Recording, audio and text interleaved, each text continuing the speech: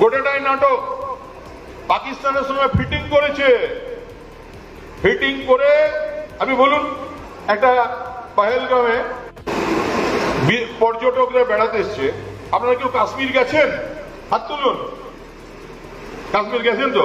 কাশ্মীরে দেখেছেন 10 ফুট দূরে দূরে ওই ইনসাস রাইফেল নিয়ে মিলিটারিরা দাঁড়িয়ে থাকে? দেখেছেন? দেখেছেন?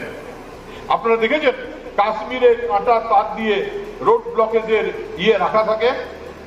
এবং পহেলগাঁও কেন প্রতিটা টুরিস্ট স্পটে মিলিটারিতে ভরা থাকে, মিলিটারি গাইড করে ওখানে। তাহলে ভাই, একদল দুষ্কৃতকারী চলে এলো পহেলগাঁওয়ে, কিন্তু তার 3 দিন আগে সব প্রোটেকশন তুলে নেওয়া হয়েছে। 27 জনকে গুলি করে মারলো। আর গুলি করার আগে কি বললো? কি বললো? बोला आप हिंदू है दुम, आप सिंदूर पहनते हैं दुम, आप कलमा पढ़ने जानते हैं दुम। এই গল্পগুলো তো আপনারা সবাই জানেন, টিভিতে দেখেছেন। মোদি সাহেবের বেতনভুক টিভিরা মোদি যত রাজা যত বলে, পরিষদ দলে বলে তার শতগুণ। এমন অবস্থা হয়েছিল, এমন বলতে শুরু করেছিল যে মিলিটারি থেকে ভারতবর্ষের সেনাবাহিনীকে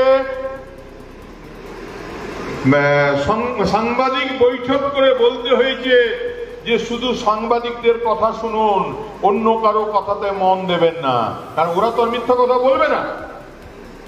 কারণ তখন মোদির সাংবাদিকরা বলছিল, মোদিজি এখন দেখুন একটা ড্রেস করছে, মিলিটারি ড্রেস, সে গদরের না সেই ডায়লগটা, যে कराची में ब्रेकफास्ट करेंगे, इस्लामाबाद में लंच करेंगे और पेशोवर में जाके डिनर करेंगे। মোদী সাহেব এই ড্রেস পরে ঘুরছে এখন, এই ড্রেসের ছবি দেখবে চারদিকে।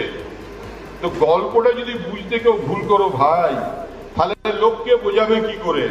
এটাই হলো মোদ্দা কথা, যে এরা সিঁদুর খেলতে নেমেছে।